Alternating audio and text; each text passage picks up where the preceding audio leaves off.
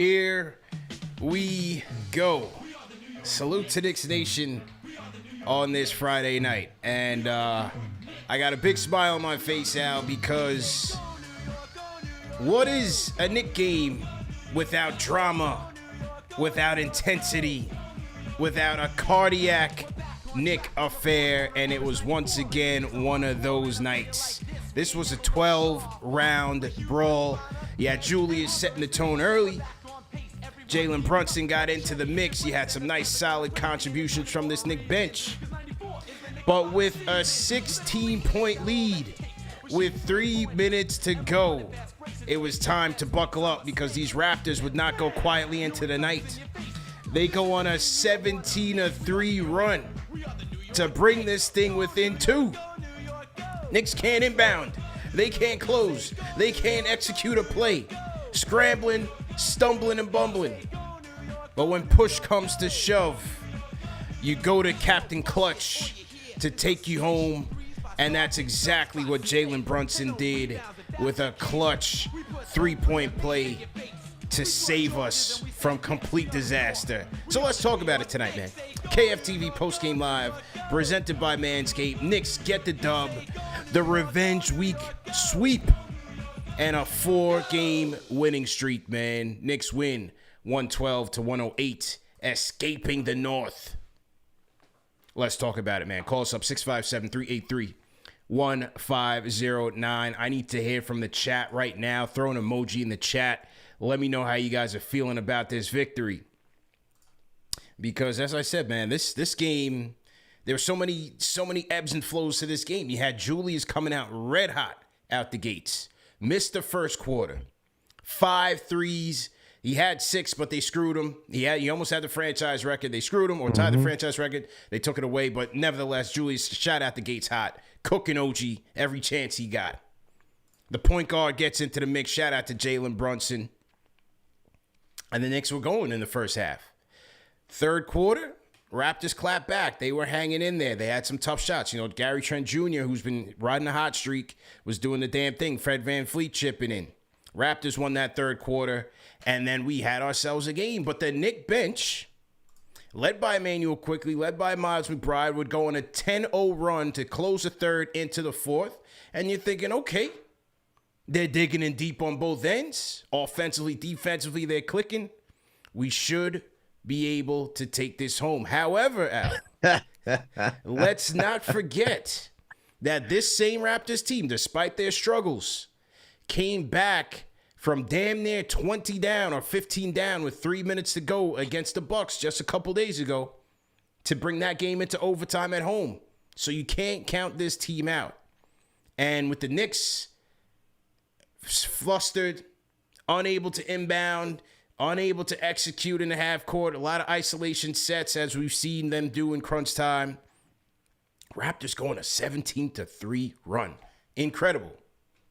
But like I said, Brunson would just not be denied. Cooked VanVleet and got himself a 3-point play, man. How'd you feel about this game? My man, I went out for a run today. Jogged 3.5 miles. Felt great. Felt great today after my 3.5-mile run. I watched this game. It feels like I ran a marathon, bro. I'm sweating. My heart's racing. I think I'm about to pass out. Gotta get the My wife's pacemaker. coming to me. She's like, "You need water, right? Why are you sweating right now? You all right?" And I'm like, "This is what being a Knicks fan is all about." Okay, This is all 82 season. That's why you come in here. All 82. You feel this way, especially with this team. But it's a great win, man. It's a great win. Yeah. I wouldn't say it's a statement win, but it's a great win this week. 4-0, as you mentioned. Look, the New York Knicks are undefeated to begin this year in 2023. Our Lord and Savior. Revenge. 3-0 to start. We haven't won in Toronto since 2015 with Langston Galloway and KP. There you go. We exercised some demons today. I feel great about this win, okay? You had Pascal Siakam come into our house, drop 50-plus points. Yeah. Randall's like, let me return the favor. Let me drop 30 on you, all right? Let me show you why I'm the first quarter legend over here. The real all-star. CP, do you know where Randall ranks in the NBA when it comes to first quarter points? Do you know how high he ranks? No, he's not first. Second. Close, though. Second. Nope. Third. Fifth. Oh, he's fifth. All right. Okay. All right. Is top 5 when it comes to scoring in the first Put some quarter, respect on his name. averaging 9.1 points. He is behind Luka Doncic, Shai Gilgeous-Alexander, Joel Embiid, Kevin Durant. Obviously, we all know where those guys are, but Randall's playing like an all-star this season. No doubt about it. Okay? If you haven't voted, make sure to go vote for him because we gotta talk about that. But yeah, go ahead. We gotta talk about that, man. But the way the Knicks played today, man, it was not pretty the way that it ended. It was not 17-3 run. Yeah. You talked about it. But what I liked throughout most of this game, CP, is that they played poised for the most part. They played half-court style. There wasn't a lot of transition that we're used to from this Knicks team, especially with Brunson being at the helm. But they went into their half-court sets. They operated efficiently for most of the night, and they got good looks. There were some questionable turnovers, right, from Brunson, Randall, like jump passes that don't need. I knew you were already thinking in your head, we don't need that. But hey, it wasn't just from Randall. It was from Brunson too. Brunson had some, like, all right. Guys were making questionable decisions tonight, but they still played effectively. I didn't love everything, but I just loved that the Knicks were able to grind this one out. Yeah. Really says a lot about this team. I'm starting to like what I'm seeing from this team. I know at the beginning of the season that we had a lot of questions. There was a lot of questionable losses.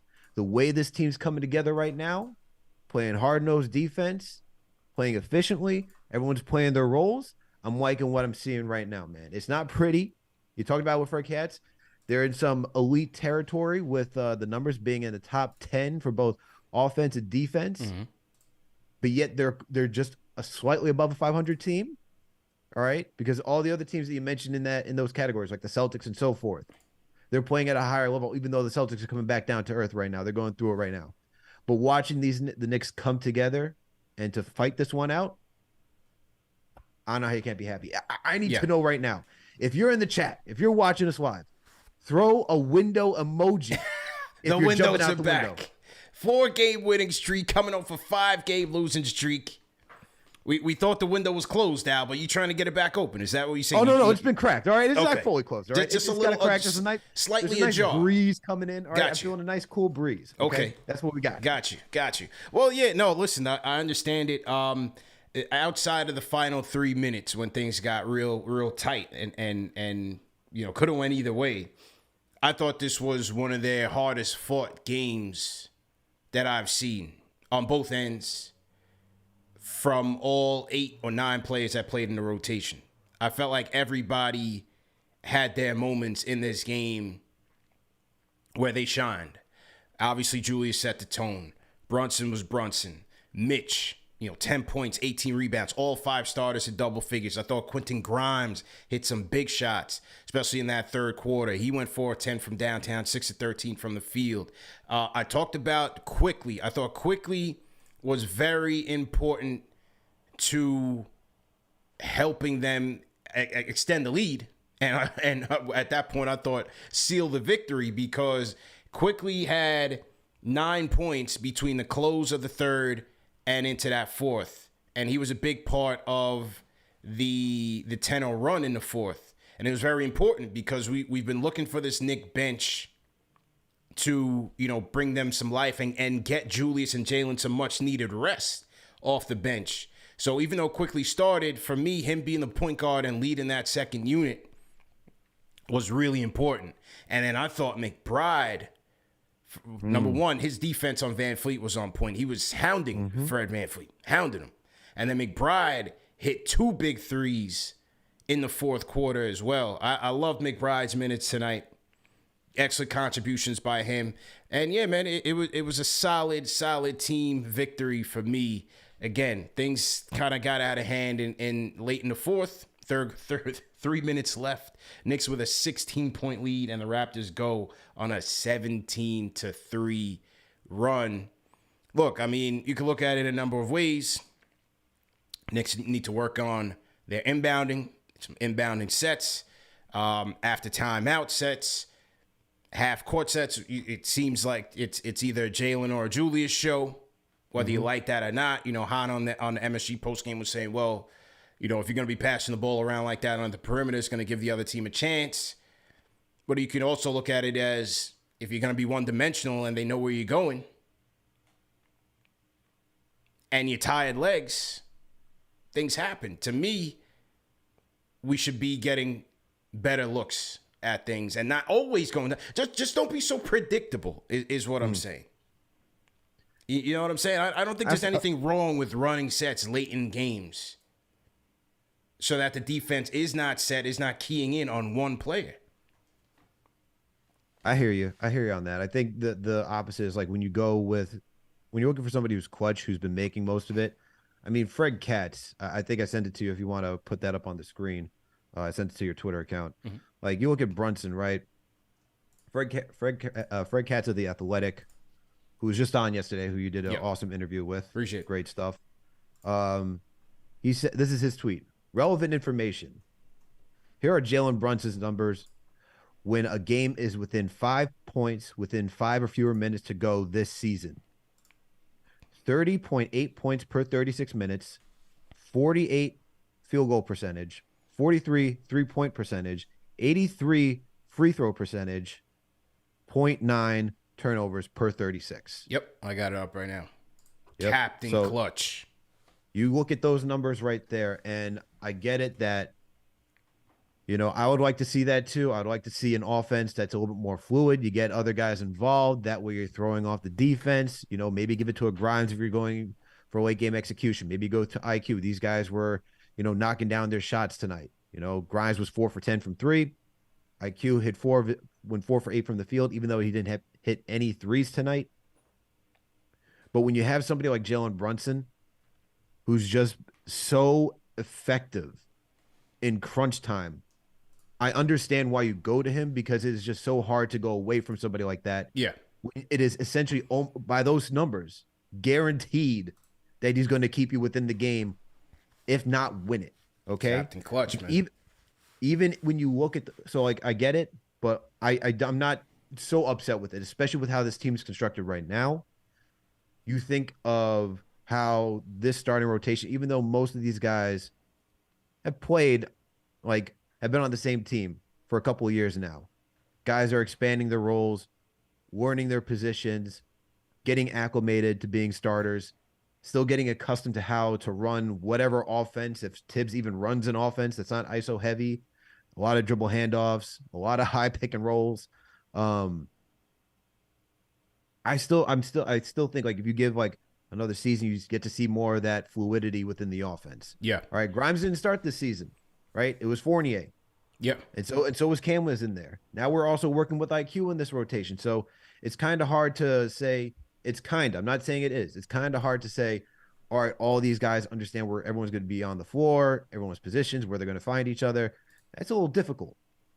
So if you want to go with a Randall Brunson show, I'm not the biggest fan of it, but this is where you see seasons of work goes in and expanding the playbook, guys getting comfortable.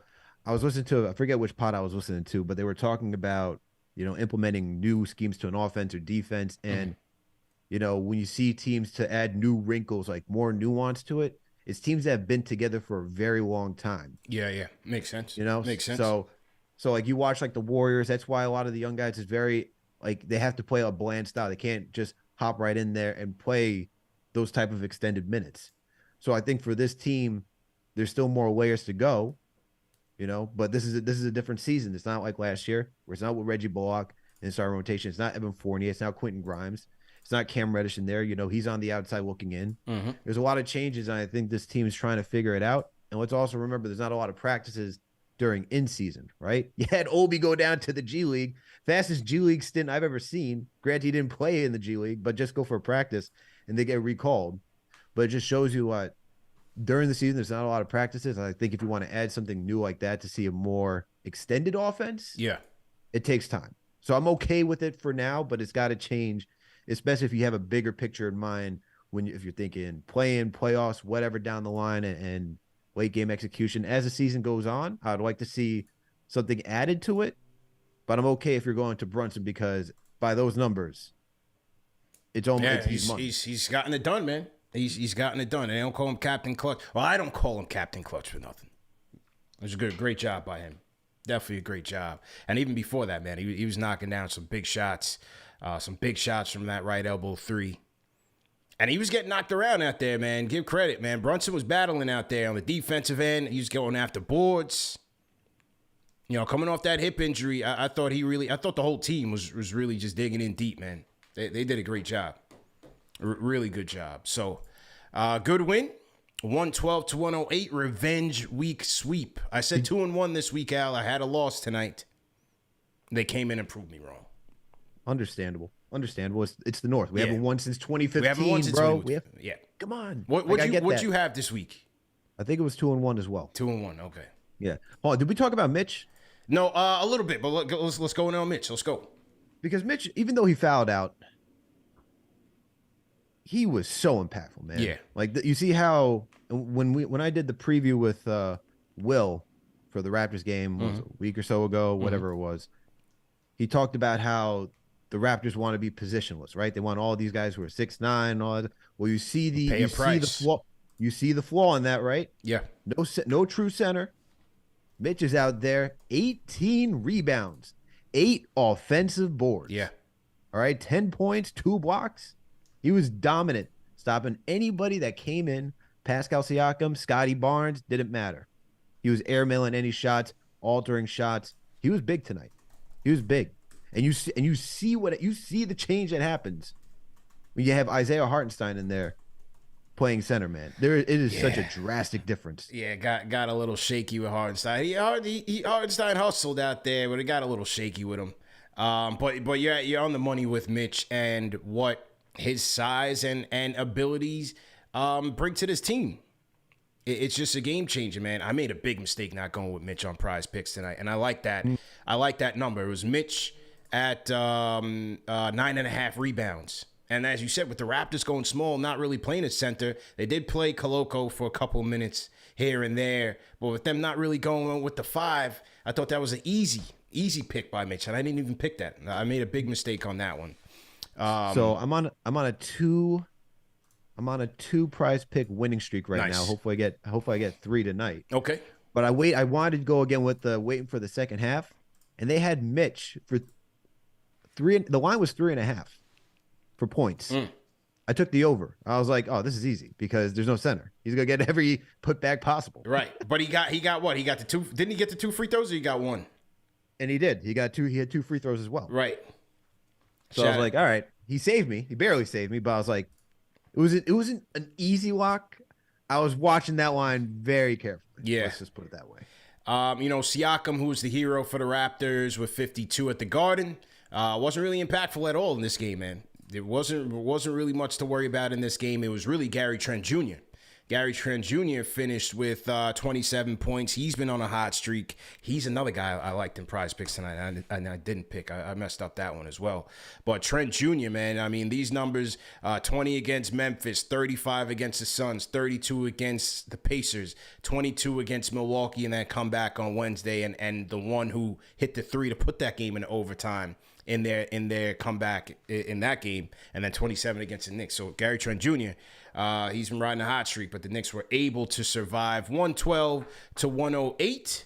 Let's get to the phones, man. Hear what the people got to say. So to everybody in the chat, once again, hit that thumbs up button for you boys. Friday night Knicks and a cardiac Knick affair. Never a dull moment, man. Never a dull moment. All right, while I get the phones back up and running, let me get this phones up and running. Hang tight. Al is jumping back out the window. It's just a little ajar, though. If others are jumping out the window, I have a level 4 jumping out the window, right? There were a couple. Now, press 1. All right, hang tight, Al. We getting the phones back up. Since it appears you're calling back. Okay. All right, it's back up and running. We got to go to area code 917. What's your name? Where you calling in from? Oh, Tucson. I'm calling from Brooklyn. What's up, bro? How you feeling? I'm good, man. Peace to the family. I just wanted to hit you with a quick rapid fire. So I wanted to ask how y'all feel about OG Anunoby. I read an article talking about how the Knicks stack. We got 9 over the next, I believe, 5 years, and they were talking about OG Anunoby after this matchup and Toronto possibly looking to blow it up.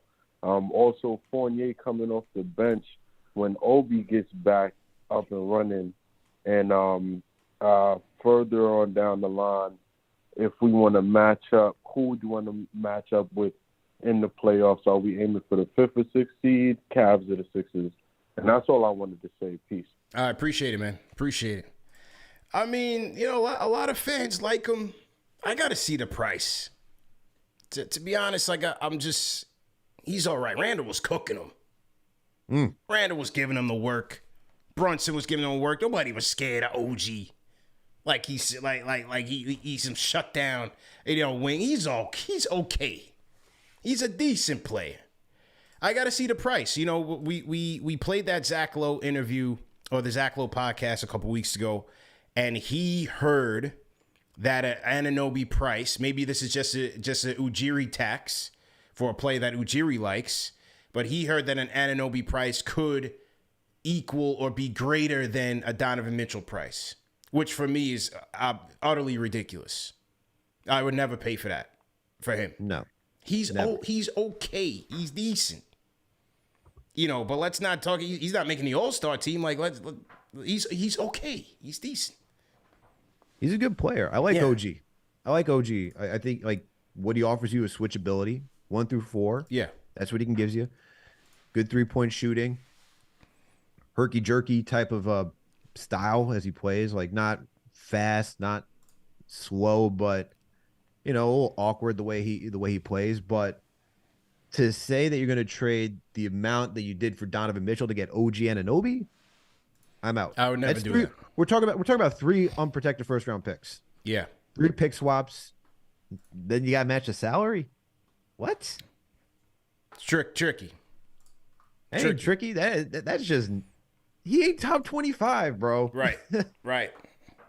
But that's the thing. Like, are you investing in the potential of what he could be? I just got to see more. The 2 appearances at the Garden were lackluster.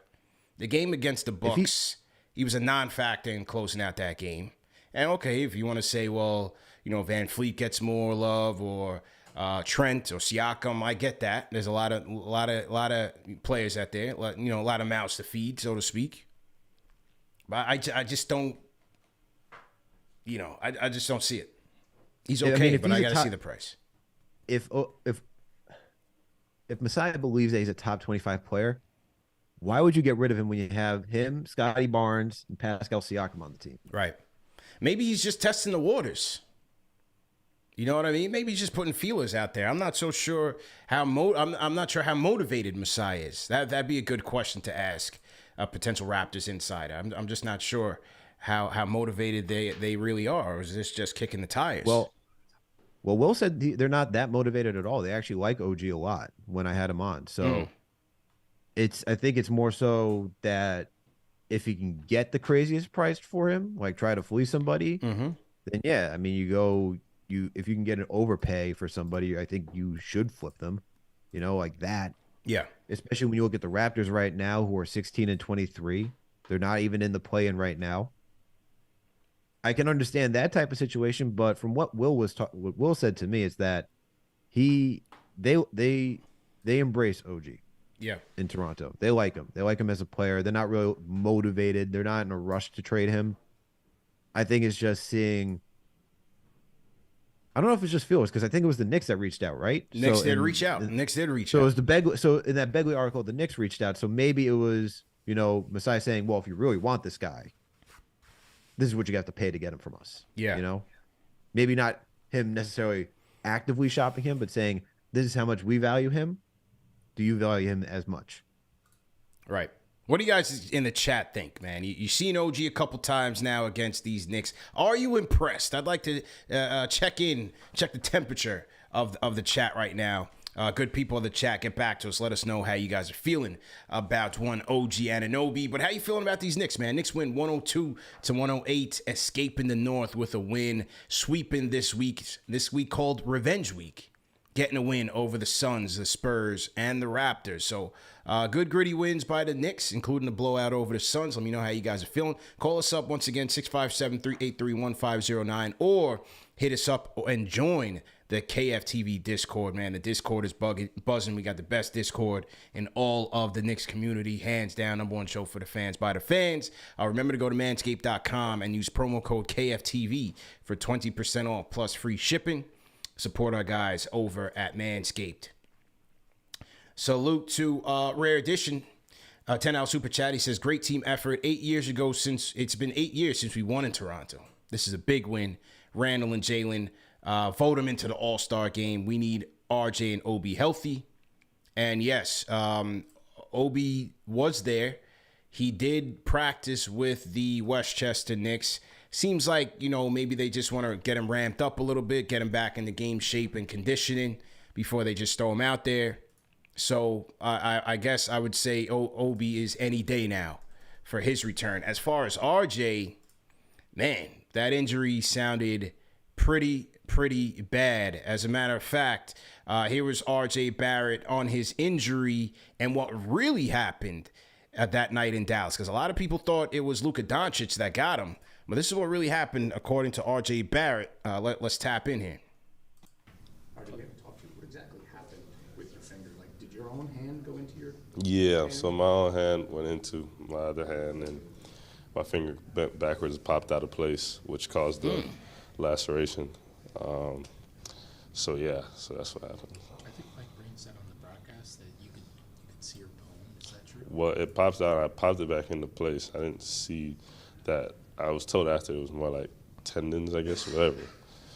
But, so it was, when I looked at my hand, it was definitely laceration right there. So I immediately just walked out and then got it stitched up. So I still have stitches in right now. That sounds like unbelievably painful. Oh, it was painful. All right, so that was RJ Barrett, man. His own hand. So I guess Luka knocked his left hand into his right hand. He got the laceration there after the finger was dislocated. And once they popped it back in, he said the tendons was all out. So, that's why, people wondering why it's taking so long for young Broadway Barrett to get back. That's why. Tough one. Tough fluky injury. And he was playing well coming into that point. So we'll see how much longer. He says he's going to go to the doctor and get it reevaluated. Let's see what happens. We need Broadway Barrett back. I'm not buying. We do. I'm not buying the slander. People talking about leave IQ in the starting lineup. Leave IQ off the bench. The bench needs him. IQ's been great. Bench needs Obi too. Yeah, the bench needs Obi too. We need all hands on deck. Look, we need RJ back. Look, I will gladly take another 20-point scorer on this team. Yeah. Okay. Yeah. You see how it's just going between Brunson and Randall right now, just passing it back and forth, just trying to figure something out. They need somebody who can also relentlessly. We're actually seeing that we're missing someone who can relentlessly drive to the hoop. Right. Right. And RJ was starting to get into a groove. Hopefully, he can come back, continue that groove. Right. We saw him. I think you saw him during warmups today. He was running back and forth, still staying in shape, trying to stay in shape, I should say.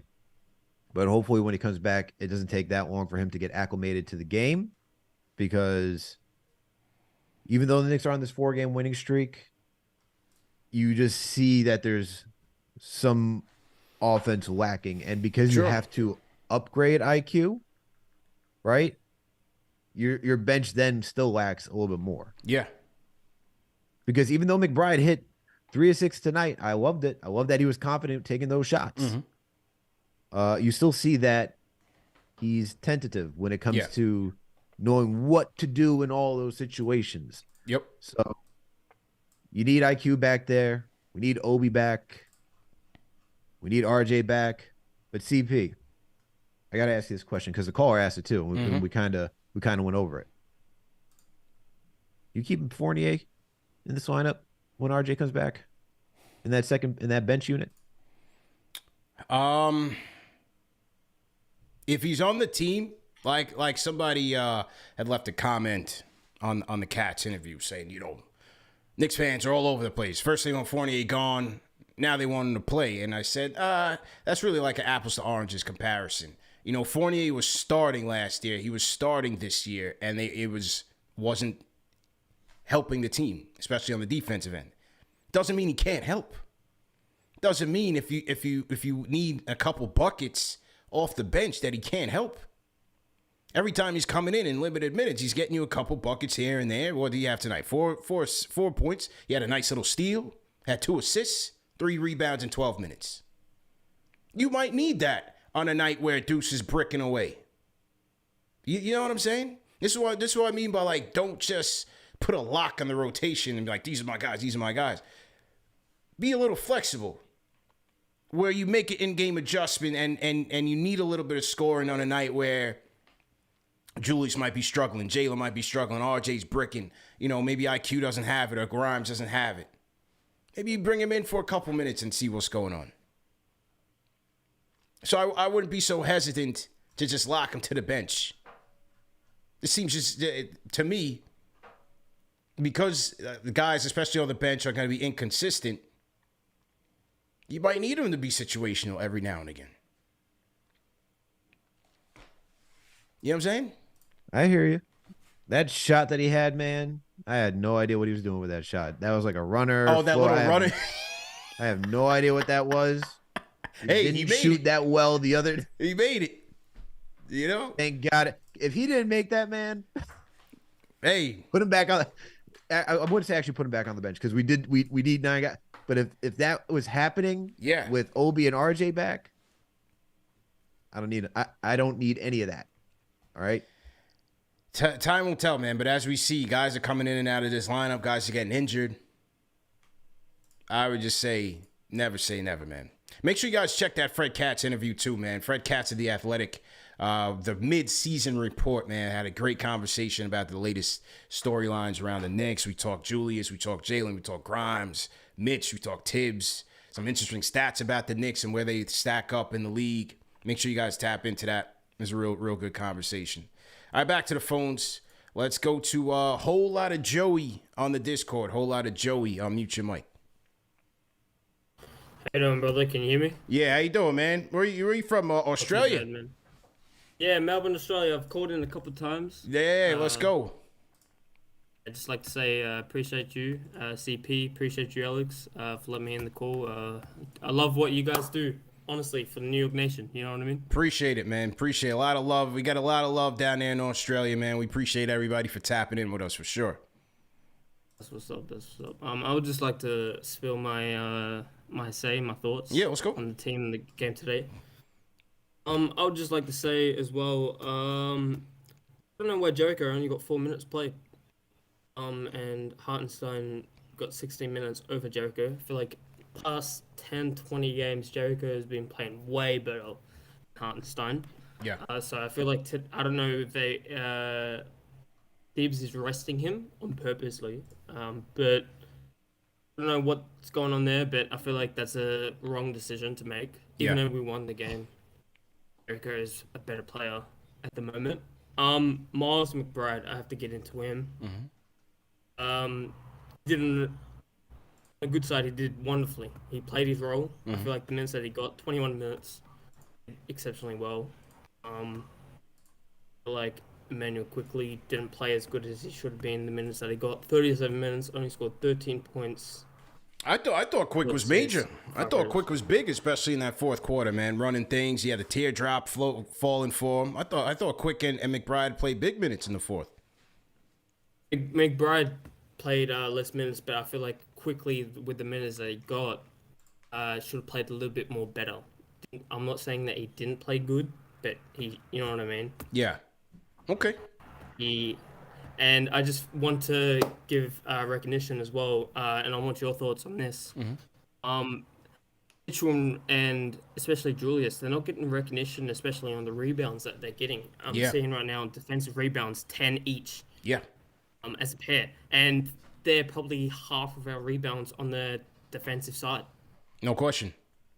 No question about it. And I just want to hear your guys' thoughts on that, especially as our defensive side as a team for the years, especially this year, has grown enormously. And I just want to hear your thoughts on Julius and Mitchell stepping up to the plate. Yeah, I mean they've been huge, and appreciate the call, man. They've been huge. Defensive rebounding is part of your defense, man. And both Julius and Mitch have been absolutely phenomenal on the boards, man. You know, if you look at Julius's numbers, and pull it up right now. I think we had spoken about it on Knicks Weekly. He's in the 100th percentile in defensive rebounding percentage off a field goal miss and free throws as well. 21% defensive rebounding percentage off of field goals and 52% off of free throws. That's red hot, man. He's excellent. He's always been solid on the defensive boards. Always. So that's when Julius' calling card. Mitch gets busy on the defensive glass, but also on the offense as well. And we need it. As far as the Sims thing, look, the Sims and Hartenstein thing, as I've been saying last year with free agents acquisitions, the whole merit thing doesn't always apply. It's a fine line between who's earned it and who's earning the paper. You know what I'm saying? Like, that's just what it is. Like, Hartenstein is going to get those minutes. You invested in him. You invested 2 years, $16 million into him. You need your return. It's business. So he's going to get most of those minutes right now.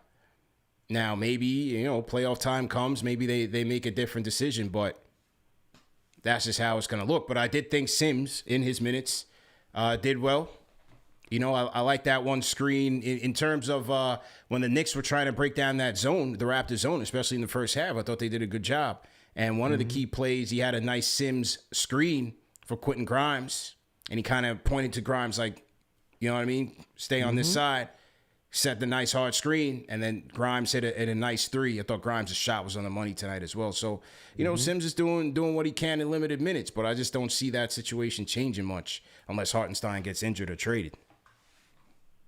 Yeah, and shout out to Neil Cannot Be Blank on Twitter, because I was getting into a conversation with him about, you know, the whole Sims Hartenstein minutes, and I was essentially echoing the same thing that you're saying right now, that with Hartenstein being this year's free agent, he's going to play because it's his first year. We saw that with Evan Fournier. Yeah.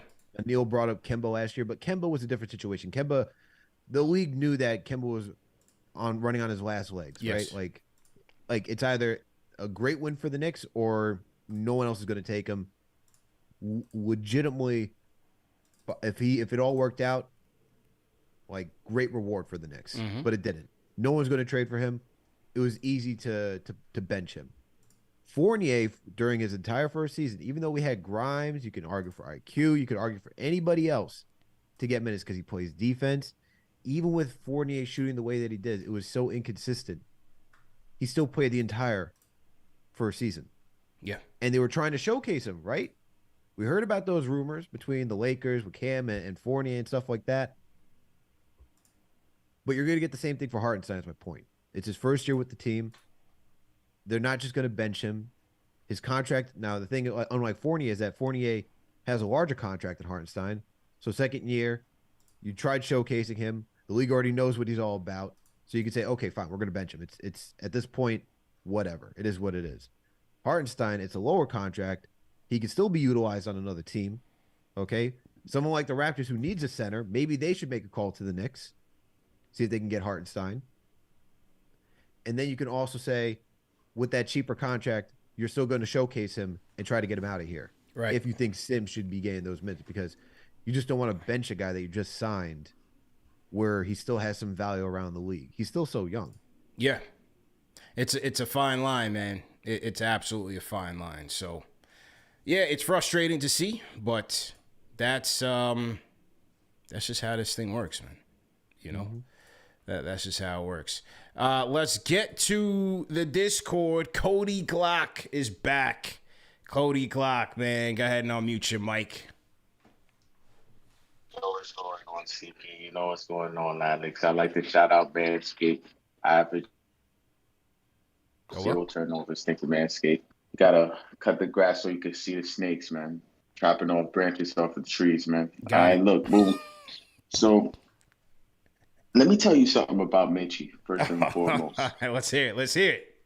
Let me tell you something about Mitchie. So now Mitchie, he's a not show up on the stat line type of guy. He affects the game, but he gave you a little stat line tonight.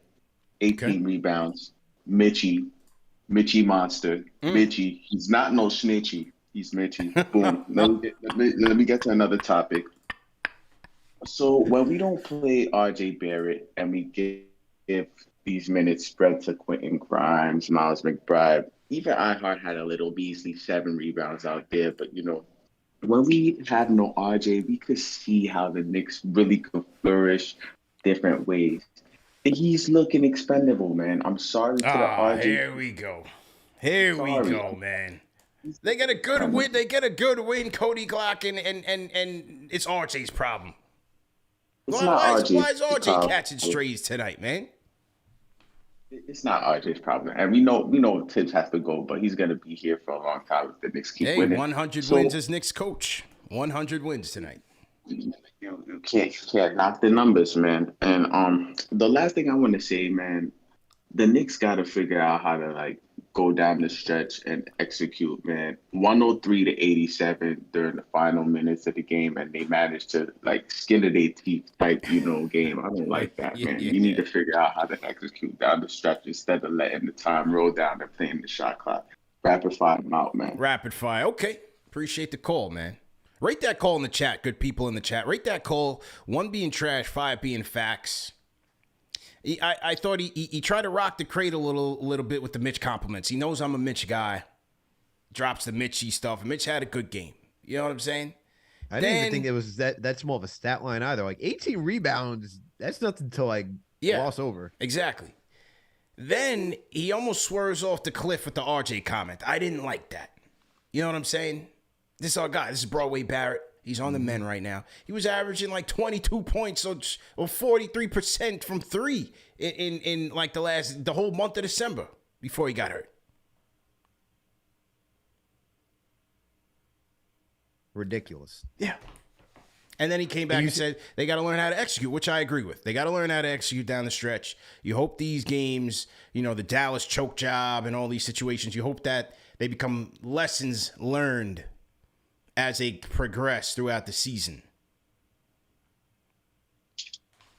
You hope so, and that's a team coming together trying to learn, right? Yeah, that's what you hope that happens. It's just the Knicks have gone through a good amount of shakeup. Think about where we started this season, right? It was with Fournier in the starting rotation and Cam coming off, or Cam was also in the starting rotation. The bench was different. It was a 10-man rotation, then gets shortened down to 9. Obi then gets injured. Then you're playing with Hartenstein at the 4 and Sims at the 5. And then next thing you know, RJ goes out. Then Brunson goes out. Now everyone's just coming back in all over the place. So it's an up and down season so far to this point. And somehow the Knicks are 22-18. There you go. There you go. It's a season. It's a marathon, not a sprint. What I was talking about on the Cats interview. It's a marathon, not a sprint, man. Mm-hmm. So there you go. All right, we got to get Cody Glock out of there. He was still in the Discord, and I don't know. He's doing something crazy, man. It's Friday night. We had to let him go, man. It's 11 o'clock. Mitchie's no snitchy. Yeah, he was starting to get into those hours. We left him on the line for a little too long, man. So to everybody in the chat, though, hit that thumbs up button for you boys. The number one show for the fans by the fans is here. KnicksFanTV, KFTV postgame live presented by Manscaped. We have 1,800 people in here. I need you people to do us a favor and hit that like button, hit that thumbs up button for your boys right now, right below this video. Whether you're watching on the phone, you're watching on your computer, you're watching on TV, hit that like button, hit that thumbs up button, and share this video right away. We need you guys to do that. We need your support. Everything counts. Share it on Twitter, Facebook, Instagram, whatever the case may be. You get highlights, you get analysis, you get caller reactions. We keep it fun. It is a family show. Friday night, Knicks win big, 112, big win, 112-108 over the Raptors. Also, if you guys are new in the chat, man, we welcome all new viewers, whether you're a Knicks fan, Raptors fan, NBA fan, KnicksFanTV fan, whatever it is, leave a hashtag new in the chat, and we will shout you guys out. And we'll take another call. Back to the phones, area code 443-443. What's your name? Where you calling in from? CP Alex, it's Ron from Baltimore. What's going Ron on, from guys? B-More. What's good, man? Hey, man, awesome show. I'm celebrating with all of you. It doesn't get any better than this. Julius, when he makes his threes, they don't. These teams in the past month, they're laying off him. They don't respect his three, and he's going to make you pay right now. He's in such a good rhythm with his three ball. The step back is looking ferocious right now. Yeah. I mean, when there were no fans in the stands, I understand they didn't play up on him, and people said it was fluky. But Julius is now in a rhythm again. It looks like that now. Yeah, he's now in a really decent rhythm. And now I think Randall is way more tough to guard. Obviously, this is for any player when you're making your jumper. Like they have to respect it now. But he's in such a nice rhythm. It's so nice to see. I want to talk about quickly, CP. I agree with you. I think over the past past 3 weeks, I've seen changes in IQ. Obviously he's getting more minutes, but he's way more under control in what he's doing. Like, when you sit back and watch these games, CP, like, don't you feel like, aren't you a proud father watching IQ? Yeah, it's just growth and development. You know, year 3, he's with this coach for 3 years now. He understands what Tibbs wants out of him. Yes, the shot isn't always consistent. Yes, sometimes an over dribbling will get to you, but defensively, he's a hawk. And I thought the fourth quarter, he was very instrumental to helping this team, you know, get that sizable lead. He was big. I thought IQ was really good tonight. Yeah. I mean, like, I love when he does, like, and that's, you know, IQ was good when they brought back the blitz on him because he was so effective. But, like, he does this thing where he dribbles, and even Brunson does it, but where obviously his float game is very good. But that guy on his back defender, he's like, where the guy's behind him, he's mastered that. And my whole biggest issue with IQ is, obviously, you can't take away his scoring ability, and I like him playing with Brunson. Even when RJ comes back, I understand RJ's not going to lose his starting spot. I get that, but I think you can find minutes for Brunson and IQ on the floor with Grimes and Randall playing with all those guys. IQ should play with those guys more because the floor is more space. Because IQ's making his threes now, and IQ is.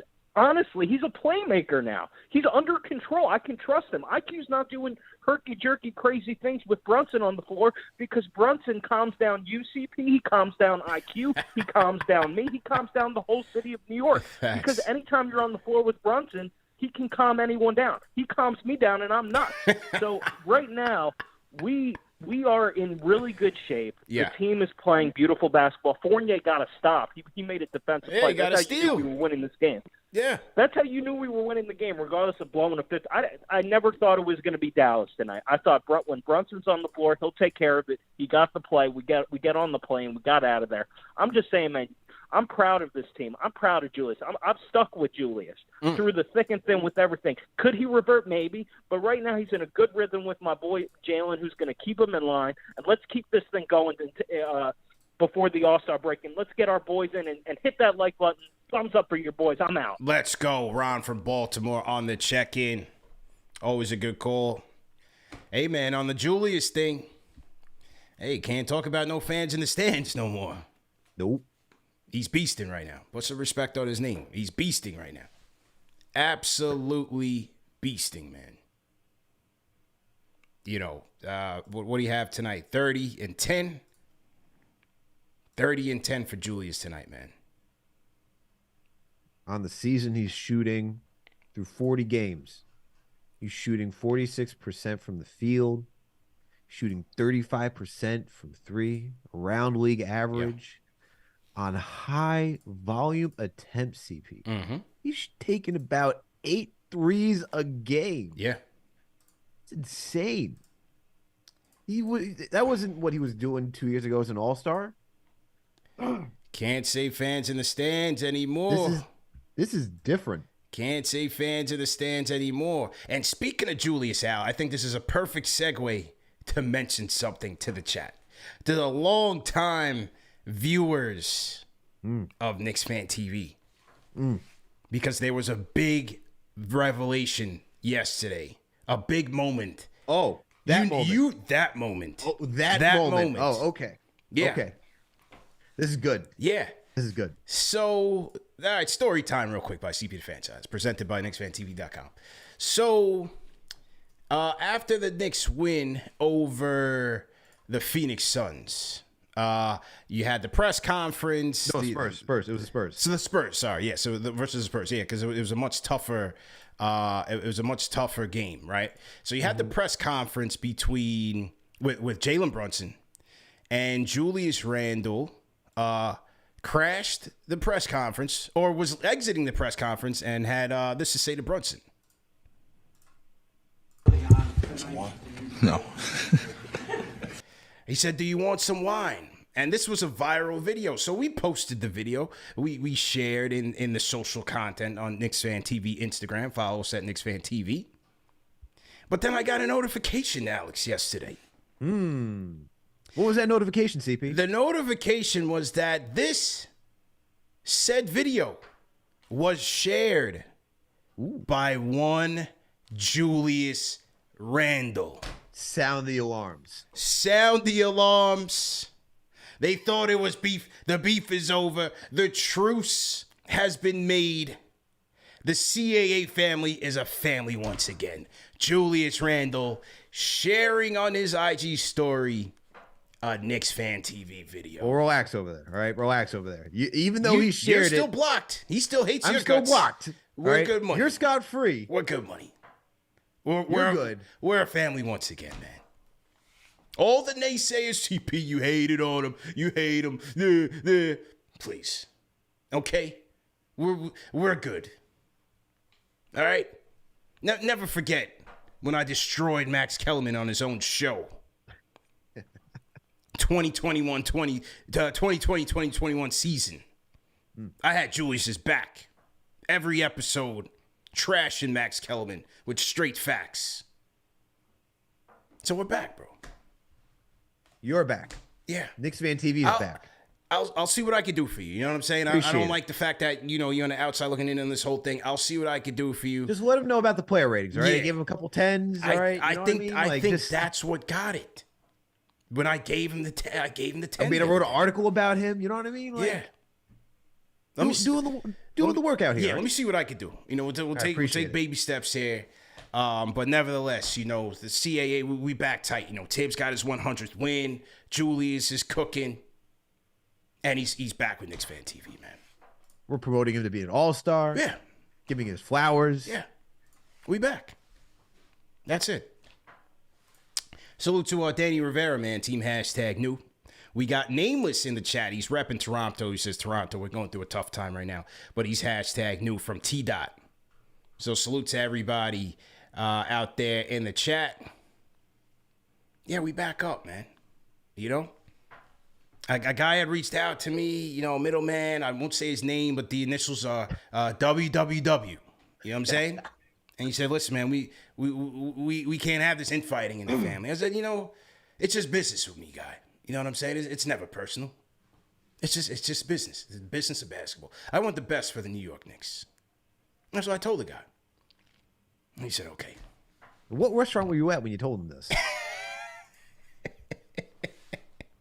Listen, man. Did you have to leave the country to do this? Did you go to a different state? What happened? It might have been in San Francisco. Maybe it was in San Francisco. Maybe it was in San Francisco. I think I got a picture somewhere where I think you're with this said person and the boss man himself. I think that's out there somewhere. It's out there on the net. It is out there on the net. So, just a funny story to share, man. Just had to share that funny story. All right, let's take a look at this game by the numbers, Al. By the numbers presented by Prizepicks. Knicks and Raptors by the numbers. And, one of the numbers that sticks out on the charts was how the Knicks were shooting from downtown. Now, they finished the game at 43%. Obviously, a lot of that was on Julius's heroics. He finished 6 of 11 from downtown. Yeah, Jalen Brunson, once again, cooking from 3 of 6.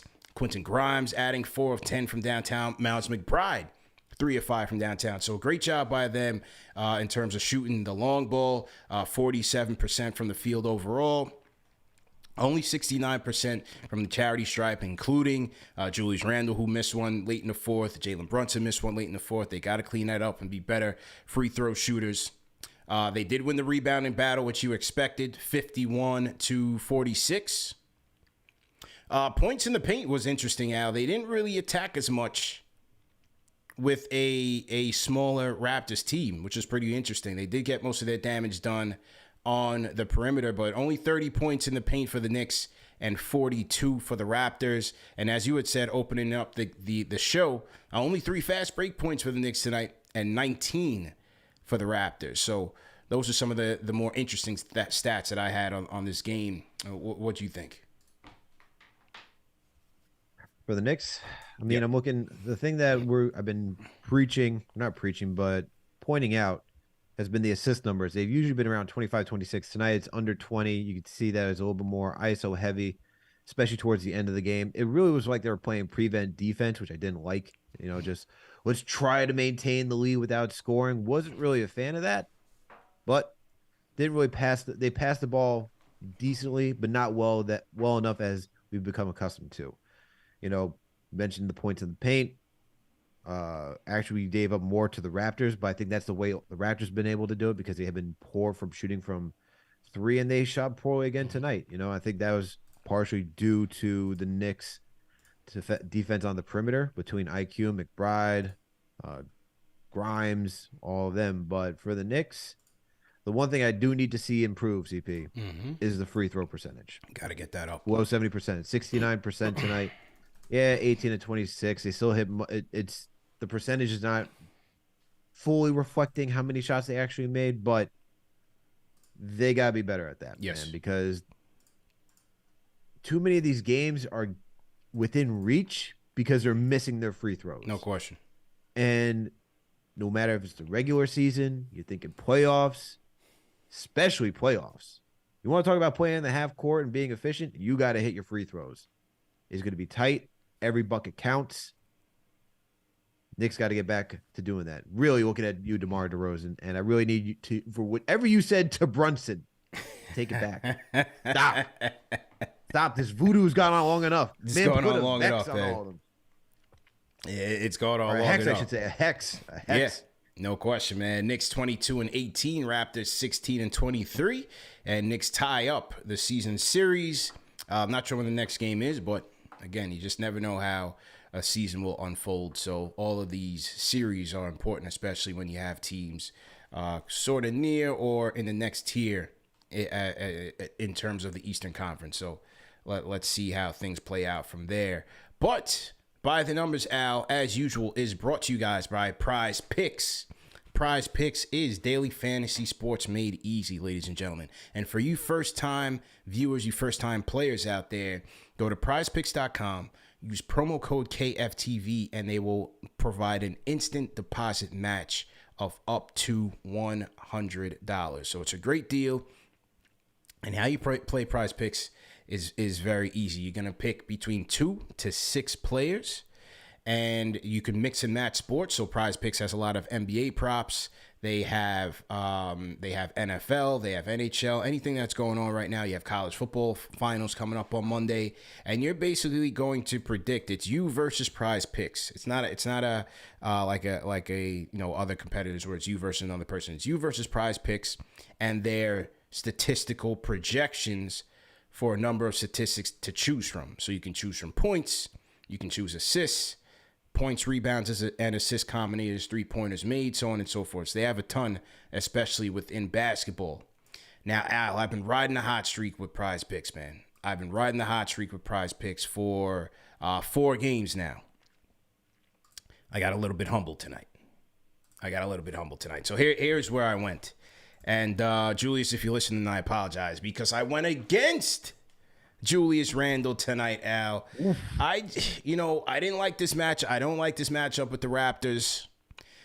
Going into Toronto, Knicks haven't won there since 2015 or whenever it was, a long time. I thought he was going to come back to earth just a little bit. The points, rebounds, and assist number for Julius Randle was 43.5. I took less. He finished with 46. Wow. Which was started by a hot first quarter. Yep. So it's a tricky one. And like I told you, I wanted to pick Mitch. I left out Mitch. I left out Gary Trent Jr. Those were two that I wanted. So I didn't get that one. I went with James Harden with more than 2.5 3-pointers made. Sixers at home against the Chicago Bulls. Harden has had a healthy dose of 3-point attempts. He finished with 3, so I got that one. I picked Kristaps Porzingis tonight. I picked Kristaps tonight. Yeah. 30. How could you, man? Yeah. Kristaps, he's playing well this year against OKC Thunder team. I heard that conversation between you and Fred Katz. I cringed. Yeah. Yeah, listen to that. Listen to that convo in the mid-season report. So I went with Kristaps, Wizards in OKC against a lousy OKC team. I went with Porzingis with more than 33.5 points and rebounds. He finished with 24, well short. OKC ended up winning. I think they won pretty big. In Siakam, 52 points against the Knicks. I didn't like how the Knicks had matched up with him at the Garden. I thought they were woefully undersized. They did put Mitch on him in this game. Mm-hmm. Siakam just wasn't effective. I had him with more than 25.5 points. He finished with 16. Then I had Anthony Simons. Blazers visiting the Pacers. I had Anthony Simons with more than 21.5 points. Finished with 20, missing his last shot to end the fourth quarter. Almost got me there. So after a 4-game winning streak, I came back to earth a little bit. Didn't get it tonight. How'd you do? Well, here's how it went for me. So like I said earlier in the show, I'm on a 2-game winning streak. All right, 2-game prize pick winning streak. And I've been doing the halves, all right? I've been waiting for the second half of these games, especially for Knicks games, to see what's going to happen. All right? So for tonight, now I know Julius had a hot first half, but Julius also isn't really good in the second half. He starts off hot, and then he kind of mellows out. So I took Julius less than 14.5 points in the second half. He only got 10. Good job. So I hit on that. Good job. Mitchell Robinson. I was like, there's no centers tonight. Who's he got to go back against? I like that. So I chose him for points. More than 3.5 points. He got me 4. Thank goodness for those free throws. I then chose Nikola Jokic for a full game to get more than 45.5 points, rebounds, and assists. He's been killing it by now. He's essentially an automatic lock for an over because I think they've been having around 44.5 to like 46.5. He's essentially a lock. He got me 51 right now. I then chose LeBron James, because there's no Anthony Davis, to go more than 47.5 points, rebounds, and assists. He's got 18 right now, and we got a minute 42 left in the second quarter. Okay. So I think I'm on good pace for that. And then I took DeJounte Murray to go more than 1.5 3-pointers made against the Lakers, because the last time they played, he went 3 for 5. And that was in December last week. So I was like, all right, it was a high-scoring affair. I feel like he can replicate that again. Yeah. He already hit 1. I just need him to hit 1 more. He's 1 of 3 right now. Murray, seal it up for me. No doubt, man. So for you people at home, play responsibly, but play to win. Go to prizepicks.com. Use promo code KFTV for an instant deposit match on your deposit of up to $100. Okay, back to the show. Let's go to the phones, man. Steez456 on the Discord. Steez456. Go ahead and unmute your mic. Steez, going once. All right, Steez out of there. Okay. We'll load up Nate from Rochester. Nate, if you could hear us, go ahead and unmute your mic. Yeah, I'm live. Oh, always ready. What's good, Nate? I'm doing all right, man. I had much to say. I'm just I'm just happy that we're winning. Honestly, Yeah. I didn't take another season of just doing absolutely nothing, and Yeah. you know, and maybe we're not going to win the championship, but we don't suck. So I'm just with that. All right, there that is. Nate coming in rapid fire, man. OG, long time listener to the show. Appreciate the call, Nate. Nate said, hey, I'm just happy we're winning, man. LP on the Discord. LP, go ahead and unmute your mic. LP, going once. All right, don't look like LP's ready, so we'll keep him on hold. Maybe he's getting a beer or something. Oh, we got to go to Captain Optimism in the building. His guy 48 has been getting a lot of burn. I'm sure he's happy about it. Here we go. Benji from Manhattan joins us. Benji, what's going on? What's up, CP? What's up, Alex? I didn't get a chance to call you guys after the Spurs game because I had my league game, so I was only able to watch the first half. But obviously, the timing didn't align. But all good. I honestly thought this is one of the best before the last 2 minutes of the game. I thought this was one of the best games we played, start to finish, forgetting the opponent. They came out with such energy. Julius obviously has been the tone setter in a lot of these games. That step back three is just crazy, or the side step three. Obviously, Mitch was dominant. My only complaint with Mitch, honestly, is just that he could figure out a way. Maybe he can watch some tape to figure out a way to get into Jakob Portal's head, because there's just certain guys that are kryptonite for Mitch. He can't figure out. Same thing for Vucevic and some other guys. Just the way they play, their style. But then you have a night like tonight where he literally just controls everything, gets so many offensive rebounds, and there's little aspects of his game. If he could somehow finesse those aspects, right? It's like he goes to the line tonight, makes 2 straight free throws, right? If there was some level of consistency that he could add to certain areas of his game, he would just be even more impactful, because he's already impactful. And then I actually thought Hartenstein was pretty good tonight. He was active, had 7 rebounds. I'm not as down on him as other people are. And then I know you guys have done this, but please do me a favor and take a gander at Evans plus minus, because that's my guy right there, and that's a plus 23. Hey, you were telling us, man. Don't forget about the Frenchman, man. You've been warning us. I mean, look, man. He hit 2 nice floaters. He made a couple passes to Deuce for threes. He got rebounds. He had that steal on the from Siakam at the end. He played defense. He's not hurting us. I mean, it's a tough situation, because how effective and how impactful can you really be when you play 12 minutes, right? Mm-hmm. You play 6 minutes in the second quarter, and then you sit for 2 hours, and then you get back up, and play another 5 minutes. It's so difficult to. The ability to do that is very challenging. But you have to give it to him. And I would say this is where plus minus gets a little bit challenging and a little bit misleading. Brunson was minus 15 tonight, right? And Fournier was plus 23. Brunson saved us again, right? The Dallas collapse would not have happened if he played in that game, because he would have done something to take us home, like the other caller said, or like Ron from Baltimore said. He would have made a play that would make sure that we didn't collapse there. The reason why we lost that Dallas game is because we didn't have leadership on the floor. Brunson is that guy that gets everything in order and makes sure that, hey, guys, he's like the camp counselor. Is all right, guys, enough of this. Okay, here's this is what we're doing.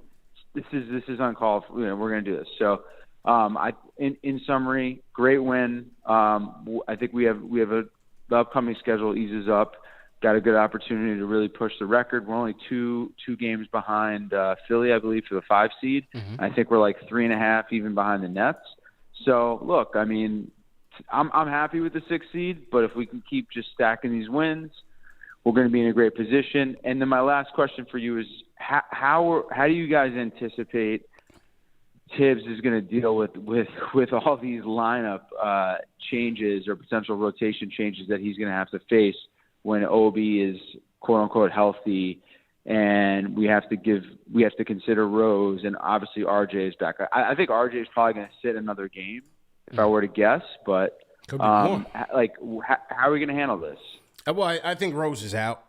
I think Sims will be situational, and Obi will be back. And I think your boy Fournier is going to be probably out again. So I think that's how it's going to go. I think those are your 9 guys.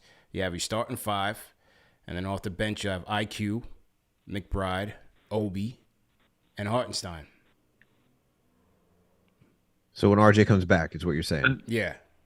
Yeah. Yeah. All right, man. I mean, I good night, y'all guys. But I think Sims has got it. They got to find minutes for Sims, man. I love the way Sims skies for those rebounds, man. Yeah. He goes like so high. It's like a very unique skill set. Like he doesn't mess around. He corrals that rebound. I think they got to find minutes for him, man. He's too valuable. That's my opinion, but.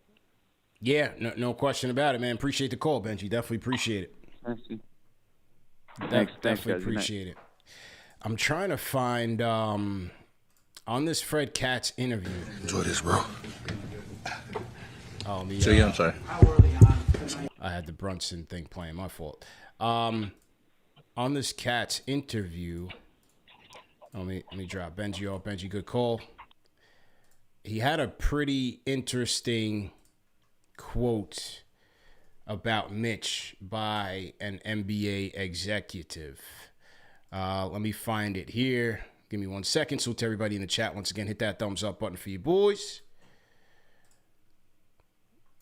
KFTV Postgame Live presented by Manscaped. Let me see if I can find this cat. I know the quote that you're talking about too. I can't remember. Yeah, I'm just trying to find the exact time stamp. But sorry, we'll cycle through as a family here. Make sure you guys tap into that. This was Katz on Mitch. Okay, let's hear a little bit of Fred Katz, a little preview of the KFTV mid-season report featuring Fred Katz of The Athletic. This is his quotes on Mitch. Yeah, I agree. I think he's better than ever. I really do.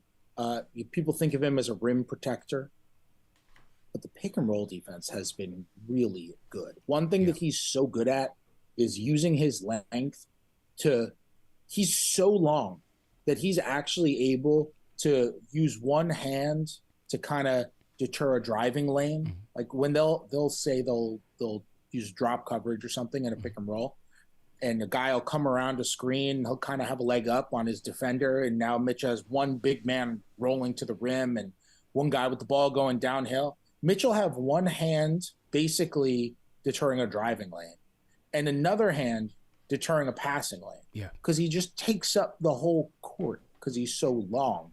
And that's where the discipline comes in. Mm-hmm. I think young Mitch I'm trying to find it here. It's a pretty good chance he's and he is using his length and his athleticism for a lot of good. I think he's found a nice middle ground on being bulky but not too bulky as well, where he's able to be really strong at the rim now. But I think last year he came in that team internally was just they were just kind of casually having that conversation in the office. This is it. See how crazy Mitch has risen as an offensive rebounder. I mean, there are times where the Knicks offense is struggling and their best chance to score is with a missed shot. Yeah. And it is wild to see him be so relentless and get a hand on everything. And it's exhausting to guard. It's exhausting. I think it really has to have an effect on guys in a fourth station in the office. Rebounders I was talking to somebody in the league who works for another team recently, and he told me that they were having a meeting and they were talking about how they think Mitchell Robinson is the best offensive rebounder since Dennis Rodman. The best offensive rebounder since Dennis Rodman.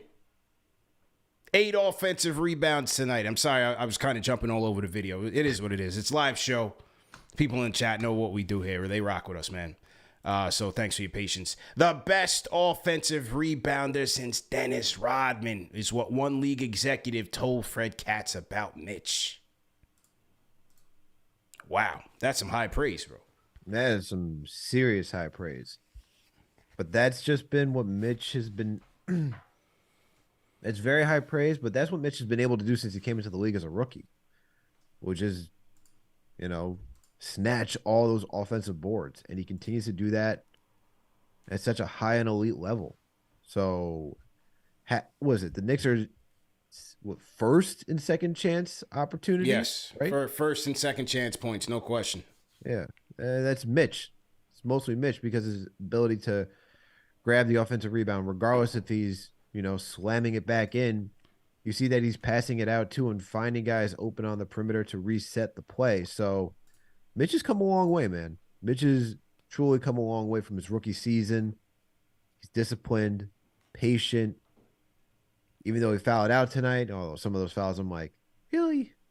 Come on. But still, Mitch has come a long way. He's doing a great job. Really like how he's playing this season. Yeah, no question about it, man. No question about it. So to everybody in the chat, once again, hit that thumbs up button for you boys. I see my guy Anthony Parasol in the chat. Anthony, how you feeling? All right, let's go back to the phones. And then we'll get some player ratings cracking. Back to the phones. We got Benji. Area code 737. What's your name? Where you calling in from? Yo, what's up, CP? What's up, Alex? This is Lamar, man, the Austin, Texas caller. What's good, guys? How y'all doing? What's good, fam? How you feeling? Yo, feeling good, man. I was on the Discord. I'm on the LP, too. I'm still trying to learn the Discord, so my fault, man. I have both cell phones going, but were you able to hear me on the Discord? You were able to hear me, right? Yeah, I was, man. But, what happens because my phone has a lock on it, so when you, going once, going twice, I was trying to unlock it, man, and then, I couldn't get to it. So my my man was fault, in the frenzy, man. My man's in the frenzy. All good, man. It is what it is. Nah, it's all good. It's all good, CP. Yo, man, I just wanted to say, because, big Knicks fan since 1989, and I know we haven't beat Toronto since 2015. It's sad, though, because RJ's from Toronto. He couldn't enjoy the win, and I don't think he's seen a win since his hometown team, since he's been in the league. So, yeah. But, the Knicks won tonight, so just celebrating that. I just want to ask you guys, man, when do you think y'all might do another meetup, for the fans and all that? Because I'm be in Atlanta, I think the February 15th game when the Knicks play Atlanta. Me and my cousin are going to go check it out. So, do y'all have any update cities maybe that y'all might go to? And hopefully CP, man, and Alex, maybe y'all come to Texas one of these games. We could do a meetup out, one of the Texas cities or something. I don't know. I know you like H-Town a lot. I know you speak about it. I love H-Town. Yeah. I got love for H-Town, man. Maybe that's one next year. Maybe that's one next year. Definitely appreciate the call. We got to get back to 40-40 too, man. I've been thinking about that a lot lately. Stay tuned. Trying to figure something out. But at the 40-40 watch party would be, we got to do part 2. We got to do another one. Mm-hmm. And get it cracking. The first one was obviously phenomenal. It was a blockbuster.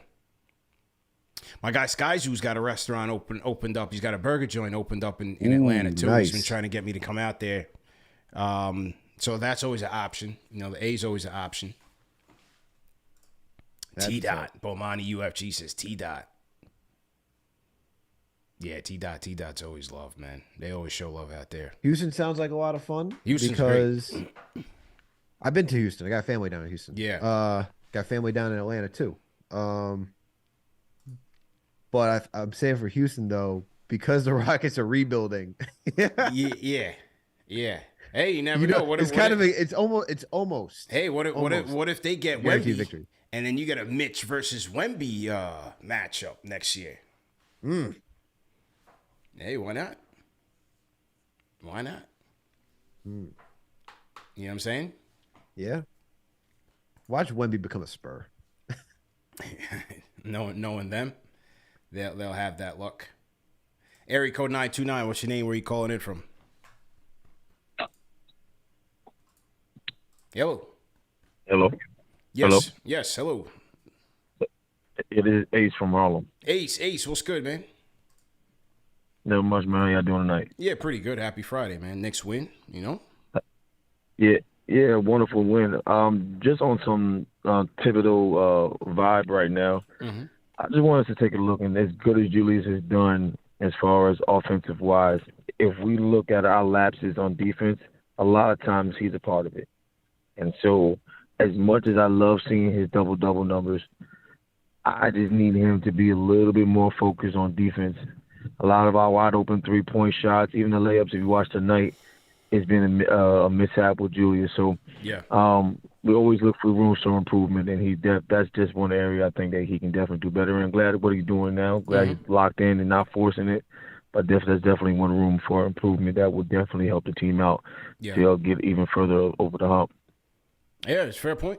Definitely fair point, man. Can't go wrong with that. I agree with that 100%. Accepted Asylum on the Discord. Go ahead and unmute your mic. Accepted Asylum. Fellas, CP, Alex, what's going on, gentlemen? How you feeling, bro? All is well. So pretty much last time I sent in my apology letter when I called in for Jules. That's right, yeah. So I'm continuing with that. He's putting in work. Yeah. On behalf of Julius, we accept. Yes. Well, I know you accept. You part of CAA right now. Yeah, so we accept. We accept, bro. It's all good. You part of the crew now. Yeah. Speaking with Uncle West and everything. Yeah, so man. you CAA. You all over SNTV now. You big time, baby. But I'm happy for you. Appreciate it, man. Definitely. All right. So back to it. And also we do need some more Mitch Please tees. I was definitely loving it. I got 2 of those. Yeah. If you could get those would be fire. Okay.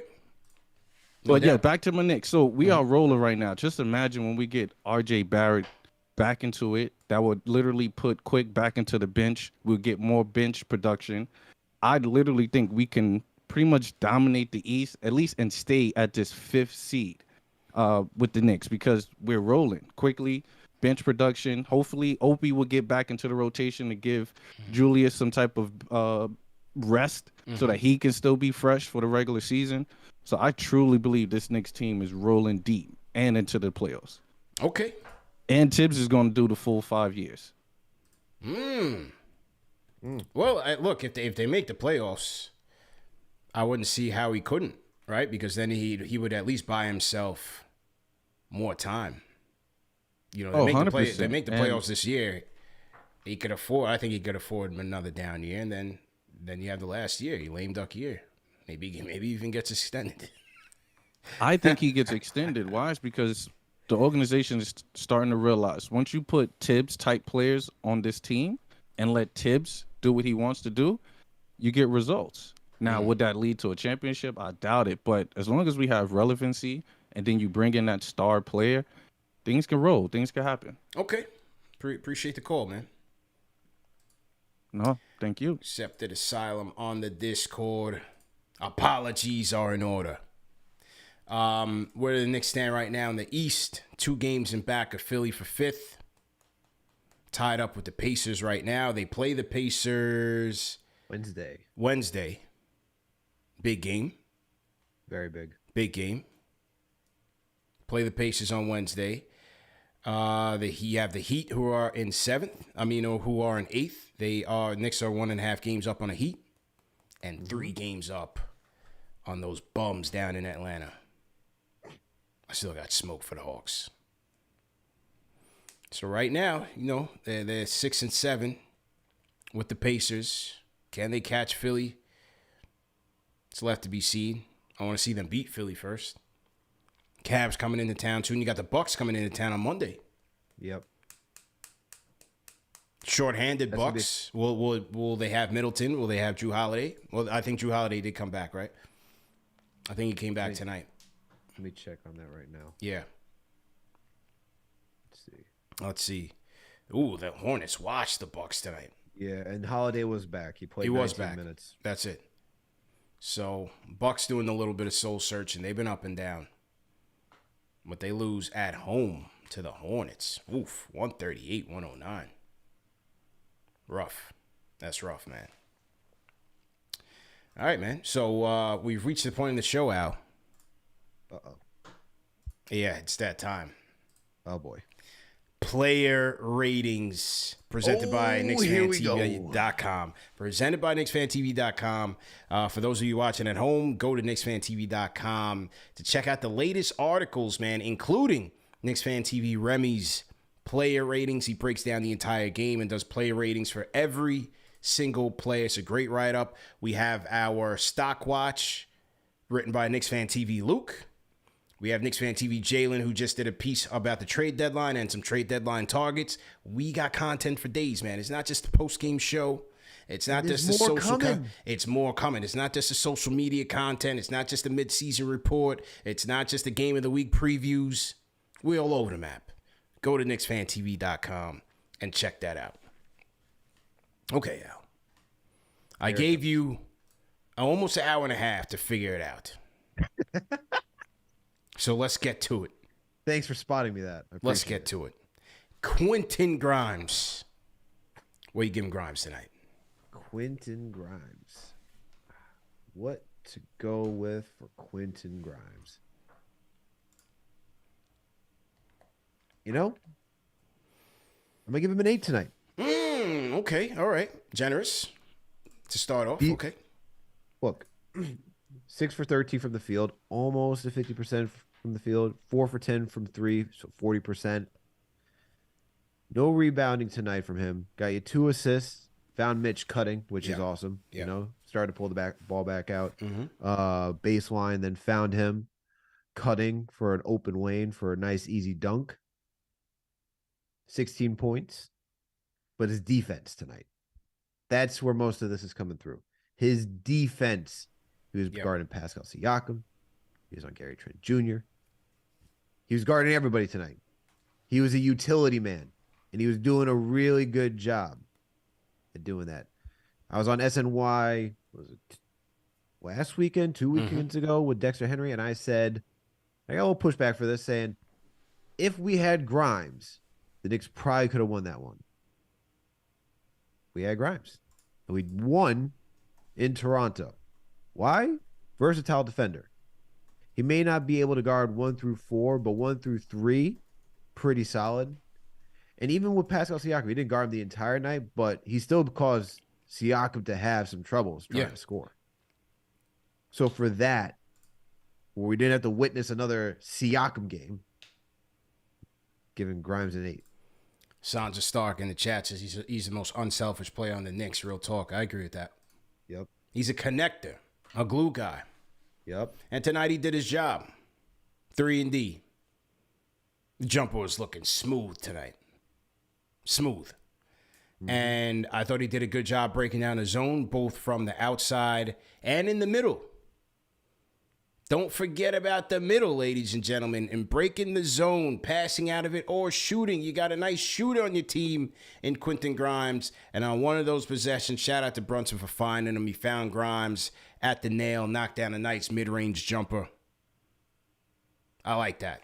And the jumper was on the money. Had some nice threes going down for him in the third quarter as well, as the Raptors were kind of making their push. Great job by Grimes. I'm giving him an 8. Emmanuel Quickly. Where are you going with it?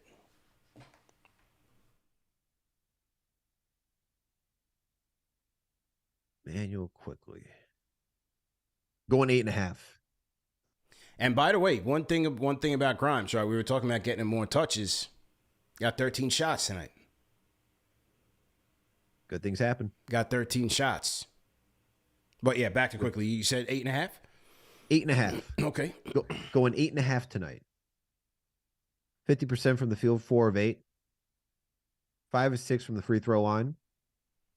5 rebounds. He has just been, he is awesome. Yeah. He is crashing the boards.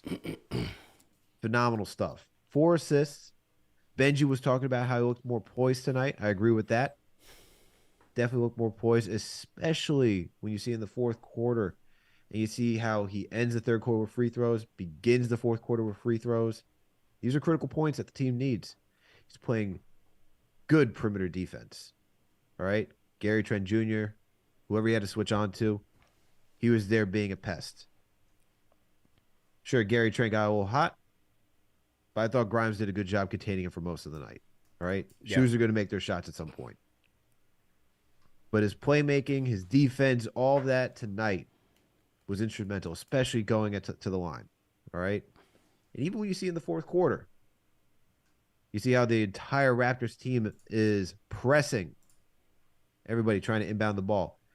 Quickly is at least smart enough to keep looking for, he keeps his head up looking for guys so that way he doesn't get trapped by the sideline, right? I gotta give him an 8.5 for that, man. Yeah. Staying cool, calm, and collected, giving you some instrumental points tonight. It wasn't the most flashiest display of an effort, but his impact was well felt. Yeah, we're on the same page with that one. I'll give him an 8.5 as well. I thought, as we said, the way he closed the third and opened up the fourth, helping the Knicks go on a 10-0 run to give them some padding to allow. It was very important because you needed Julius and Jalen to get some rest. Even though they finished the game, they were dead tired. Like, this was a tough game. This was a physical game. You needed them you needed some time, to give them some time to get back into the game. You didn't want them back in the game with 10 minutes left in the fourth. So I thought Quickly's minutes and running the show in the fourth, he had 7 points in that fourth quarter. It was key. He got to the line a couple of times, stopped the clock, get the team some rest. He set your defense up. Floater was dropping a little bit. 5 boards, 4 assists. I thought it was key. I thought he did a great job there. I'm giving him an 8.5. Mitchell Robinson.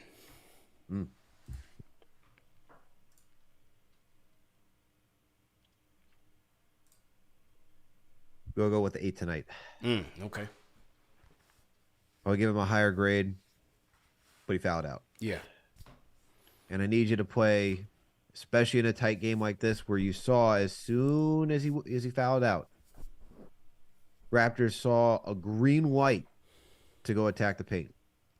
Fred VanVleet, Pascal Siakam, everybody was driving into the paint, trying to make something happen. But at the same time, Mitchell Robinson has such an impact on this defense. Can't say it enough. Yep. Anchor. He is an anchor. 18 rebounds in total. 10 of them were defensive, 8 offensive. He's getting you second chance opportunities. He's stopping the opponents from getting second chance opportunities. He's altering shots around the rim. He got 2 blocks tonight. Said Scotty Barnes not tonight. Yeah. You did my guy Obi dirty in summer league. I still remember that. Pascal Siakam, you dropped 52. Not happening tonight. Not tonight. Not tonight. Not tonight. I give him an 8.5. He had to guard Siakam. 8 offensive rebounds of his 18. Monster. 10 points. How about the alley that he caught on the inbounds play in the first quarter? Or was that? No, that was near the end of the second quarter. Yep, from Brunson. The alley from Brunson. Yep. Where he slipped. He slipped Thaddeus Young, and caught that alley. So you seen him be a bit more aggressive, offensively, to try to go out there and get his own. Swagged out a little bit defensively, just being an anchor for them. 2 blocks. I'm giving him an 8.5. Great job by Mitch. Fouled out, but it is what it is. Are we putting him in defensive team conversation, CP? Has to be. Has to be, right? Has to be. Okay. But the way voting's been going, I mean, who knows? But, yeah, I'm going 8.5 for Mitch. All right, here we go. Jalen Brunson. Brunson. I mean, this guy got the jersey back on again. Number 11. Number 11. Captain Clutch, as you always say. Captain Clutch, man. Gotta make that a cereal. Yes.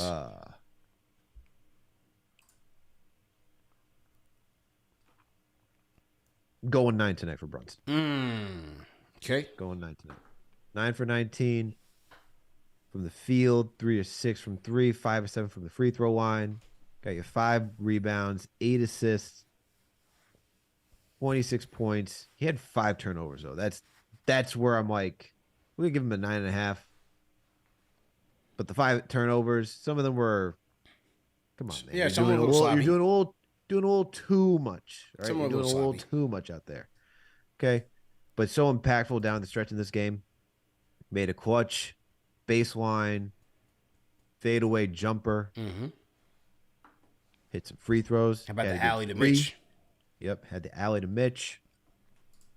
He's making critical plays down the stretch of this game, man.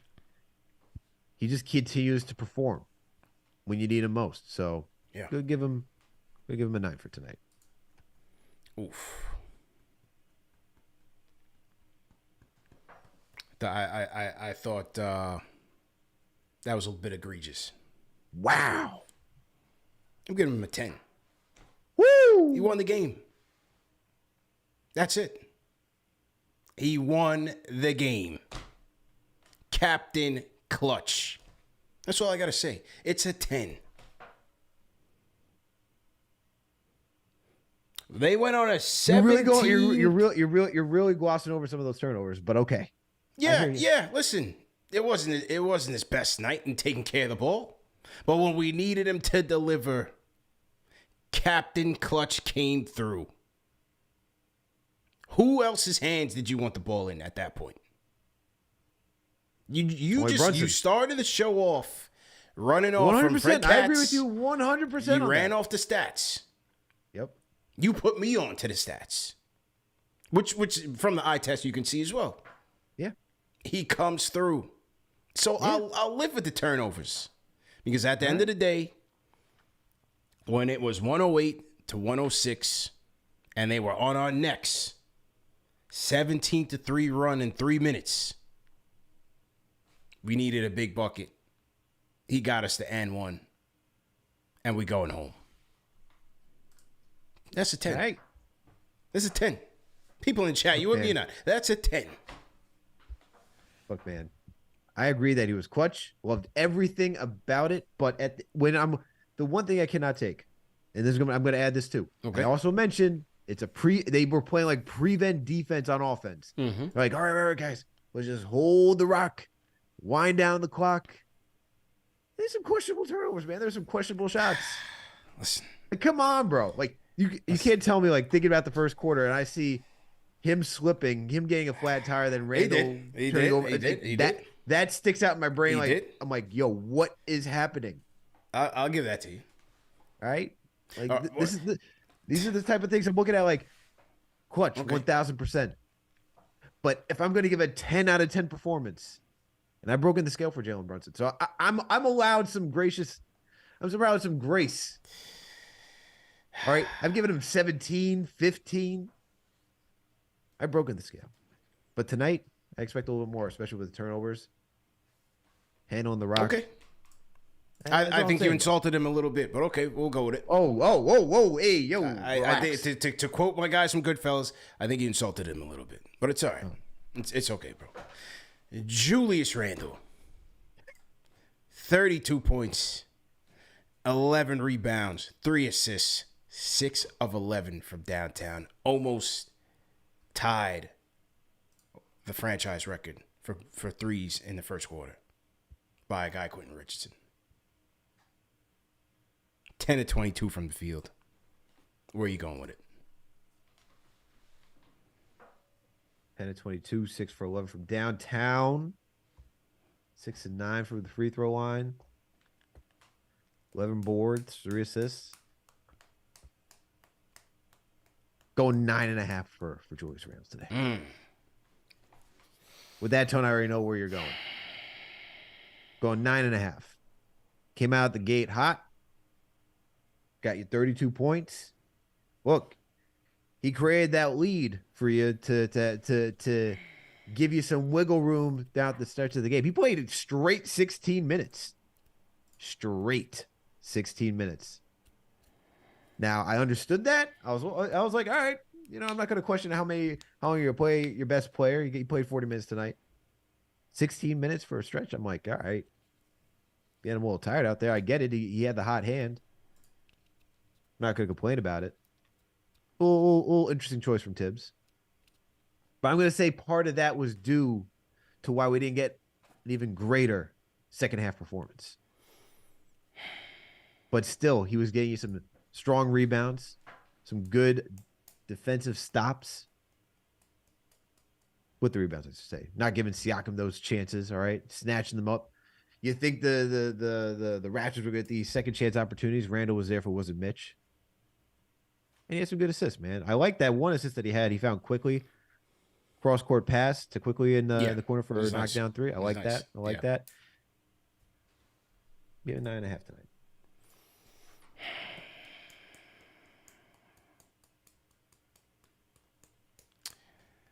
It's very interesting, man. It's very interesting. I'll go 9.5 as well. Woo! Here we go. I'll go 9.5. Just being honest. I just didn't feel like he was able to get us together in crunch time. And that's been his Achilles heel since he's been here. Oh, yeah. I give him a 9.5. He's a between the 20s type of guy, right? Yeah. Yes. Look, you need someone to start the game hot. That he gave, like I said, he gives you that cushion. He was excellent. He was excellent in this game. Excellent. Am I asking him to close? No. That's why we got Brunson. Yeah. I mean, what we saw to open this first quarter, what we've been seeing, I haven't seen that since Melo. Hands down. Hands down. To see somebody get hot like that to start off games. Like, that's what Carmelo used to do. But I just felt like, execution down the stretch was a little bit hairy. So I docked him a half point. Just a half. 9.5, I'll go with Julius. I think that's fair. You know what I'm saying? Mm-hmm. He shared the post on Instagram. I appreciated it. We're back. The truce, the olive branch has been relayed. 9.5. Yeah, that's it. All right. Player ratings. Go to KnicksFanTV.com to check out the entire player ratings by KnicksFanTV, Remy, along with a ton of other great articles that our guys are drafting up, man. So make sure you guys are going there to support.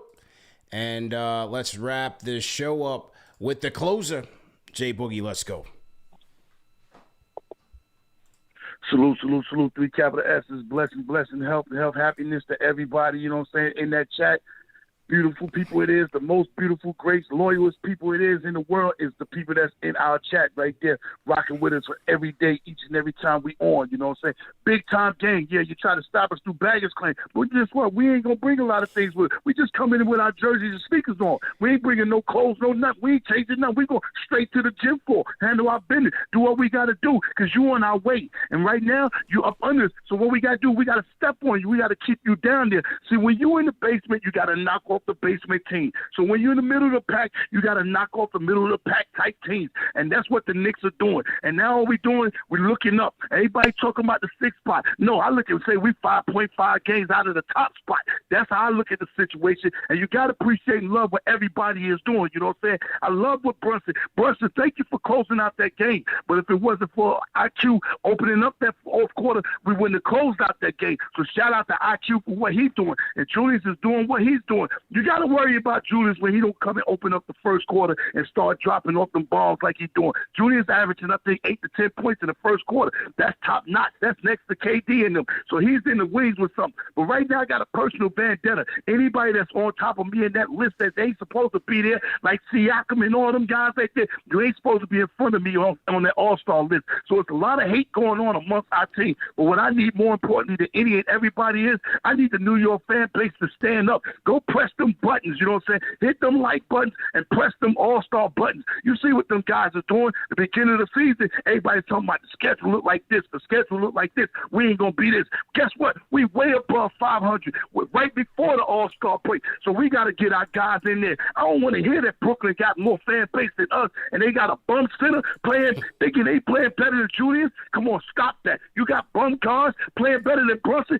Stop that. That's why he took it personal. You heard what he said. Are you effing serious when he got that N1? Yeah, Van Fleet is one of them guys up in front of him. Get him down there too. New York fan base, stand up, press that vote button, and get our squad and get our players represented. You don't have to like or love somebody, but if you love that franchise, the name is sold on in the front. The name on the back, that's iron on. But if you vote and you put them New York Knicks in that All-Star game, we can't do nothing but keep rising up. That's going to show that, you know what I'm saying, the team is doing something. We're getting that much better. And when RJ come back, oh yeah, May he rest in heaven. I call them the big L's, them 3 left-handed killers. That's what I call them. We ain't got a big 3. We got a big L. And when they come back, we're going to handle our business. Everybody have a beautiful weekend and enjoy them blue. Yeah, prepare for that. I'm getting ready to drop that trenches because I love the Giants too. So I'm getting ready to drop the trenches out here in the world too. Gotta love what the Giants is doing. Gotta love what all New York people doing. All the New York Yankees, the New York Rangers, the New York Islanders, the New York Giants, even the New York Jets,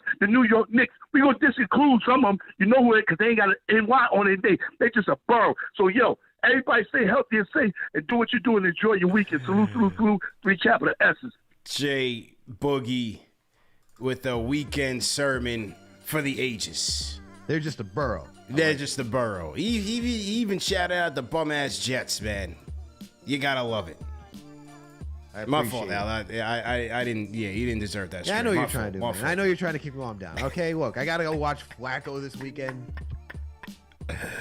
Oof, it's going to typical gangrene season. It's gangrene, all right. It's gangrene, all right. CP, what was it? Zach Rosenblatt tweeted out some stat today on how many touchdowns the Jets have this season. It's 15. Oof. Only 15 touchdowns this season. This is between 4 different passers. One of them being a wide receiver. Wow. That's how down bad I am as a Jets fan. It's tough, man. I want to keep hope alive. But Jay Boogie's tone was right on the money because I want to close with this on the All-Star voting, ladies and gentlemen. The early returns are in, and the results are abysmal. Because as of right now, neither Julius Randle nor Jalen Brunson are even within the top 10 in the East at their respective positions. You can't make it up, ladies and gentlemen. You can't make it up. Now, just remember, the fan vote accounts for 50% of the vote. Then NBA players and the media account for 25 each. And then the coaches get, I believe, their pick on a couple of reserves. 12 people make the team. But, I mean, Al, give me your thoughts on this rapid fire. But how is Nick Claxton getting votes? You want to tell me New Jersey Nets fans are actually voting and they're voting for Nick Claxton in record numbers? How is Nick Claxton getting votes here? 160,000 people voted for Nick Claxton to do what in the All-Star game? No disrespect to the kid, but to do what? What I'm going to turn on TNT to watch the All-Star game to watch Nick Claxton? Yes, clearly. I mean, listen, the All-Star game has been dead for 20 years. Let's just keep it a buck. This right now for All-Stars, it's more for bragging rights for the fans, and it's also for the players. There's financial incentive for the players. Yes. You want to big up your players and see them win. So I want to see Jalen and Julius make it. The game itself has sucked for 20 years, but it's for them, it's for the fans, it's for bragging rights. Nick Claxton, and listen, man, I love D Rose. Rose Hive, stand up. But the Rose Hive at this point is nothing more than a cult. It's a cult, man. Derrick Rose in the top 10 in votes at 220,000. You can't get Brunson in there. Come on, Rose Hive, man. Come on, man. Come on, man. Woo, Come on, man. I saw that. I was like, wow, Derrick Rose has played, I don't know how many total minutes. That is crazy. There is nothing like the Rose Hive. Maybe the Mellow Hive, but nothing like the Rose Hive. The Rose Hive is something else, man. But yeah, we got to get Jalen and Julius in there. I think Julius will ultimately get in there. Brunson's going to have a harder time. Yeah. Just because of the amount of guards, but definitely got to get out there and vote. Seeing Claxton in there, Derrick Rose in there, guys who are... Come on. This is just insulting. Yeah. But the fan vote always is crazy. Crazy. Kyrie wasn't even playing last season, and he was still getting votes. Yeah. You know what I mean? Like, that's what it is. I will say this, though. What was it, 2 seasons ago with the Elam ending? The first introduction of it? Mm-hmm. That was fire. Mm-hmm. That was a good game. I'll say that. It actually brought some spark back to the All-Star game, made it somewhat competitive. You mean the alternate ending? Yeah, like they had like a set number they had to count. to, right? It's all right. Like once it gets to the fourth quarter, but like, you know, the first 3 quarters is just everybody just jogging around, they throwing it off the backboard and nobody. Like it's the money has just corrupted the All-Star game. The marketing has just corrupted the All-Star game. You know, All-Star weekend is fun, but it's like the game is just, it's gone, man. It's gone. It's turning into the Pro Bowl. I was about to ask you, which one's worse? The Pro Bowl by far. But you understand that, though. You know what I'm saying? Yeah. Now, once the late, great Sean Taylor trucked the punter, Brian Moorman, they're like, whoa, we got to take it easy. Shout out to Sean Taylor, man. He trucked my guy out of his shoes. You know. But, yeah, it's just... And they really made a mockery out of it when they came here the last time. I was really looking forward to that game at the Garden being something. And it was a complete garbage. Utter garbage, that last All-Star game that they had here in New York. It was garbage. But anyway, enough of rambling. Salute to my guy J Cal in the building, checking in from the Bay Area. J Cal says this $50 super chat says the CP Randall Peace Summit is successful. Now on to Russia, Ukraine. Hey man, anything is possible, as KG says. Anything is possible. But shout out to J Cal, man. Definitely appreciate all the support. And let's shout out the rest of the super chats that came in. Trying to get this under 2 hours, so we could get the replay going. Shout out to the replay gang. Shout out to Will Hooper. $5 super chat says, make sure you're voting for our boys for the All-Star game. I'm seeing Kuzma and Nick Claxton ahead of Julius. Yeah, Kuzma's in there. Kyle Kuzma. The guy who wears his sweaters, you know, down to the floor with like crisscross sleeves and double knots and all this crazy stuff. I mean, hey, whatever you kids are into, TikTok generation. But Kyle Kuzma, come on, man. Really getting out on your front lawn and just even to the clouds right now. Yeah, Kuzma, he's showing up to the game with like 2 left foot shoes and like, you know, I don't even know, man. These kids are all very eclectic these days. More power to them. Sam I Am 224 says Knicks need to get Jimmy Butler for defense. Okay. Rare edition, appreciate it. Hold this L says this is Shaq from Saudi Arabia. I told y'all that from the desert, let this thing slow cook. You bum Knicks fans vote. Yes, 3 a.m. I'm watching the game. MSG cut the check. Salute to Shaq. Salute to Sam I Am again. Gamba, salute to Gamba. He says it's a league of streaks. Buckle down, stay tapped in. Hashtag Randall Hive. Drew Racing says we jumping out the window tonight. All right, so there you go, Al. Drew Racing is with you. Ninja Team says Blockness was affecting everything that came into the paint. Let's go. Shout out Junior Karuma, says JB Mello, hashtag clutch. Rob DeMoro, appreciate it. He says the inbounding failure made the game close. Yeah, they were struggling. Rhyme Animal Chuck D, man. Everybody throw a PE in the chat. Salute to Chuck. He says $5 super chat. He says NBA's a new NFL. I've been saying all along. 5-minute mark is a new 2-minute drill. Yeah. The witching hour. You know? Chuck also says $10 super chat says we don't hate the Raptors, we hate losing to them. The memo is out on us since Dallas, but we lessened through it. Fred Katz spoke on our durability and physicality to wear skinny wings out. I needed this one bad. All nothing but facts, man. RD Knicks, appreciate it. Flow Hypnotic, appreciate it. Junior Karoma, got you. Okay, so good win. Remember that this show is available in audio podcast format, man. So no reason to miss it. We're everywhere. Every platform, every social media platform, every podcast platform. So make sure you tap in. Go to manscaped.com. Use promo code KFTV for 20% off plus free shipping. Go to prizepicks.com. Use promo code KFTV for an instant deposit match of up to $100. So that is that. DeMar Hamlin making significant progress. Great news to hear that. He FaceTimed the Bills. So it seems like he's on the road to recovery, which is excellent news. Shout out to the first responders that were acting swiftly and bringing him back to life, because every second was needed to do so. So great job by everybody involved. Great show TM, great show Al, great show Chuck, great show all the mods, and we'll see you guys Sunday, man.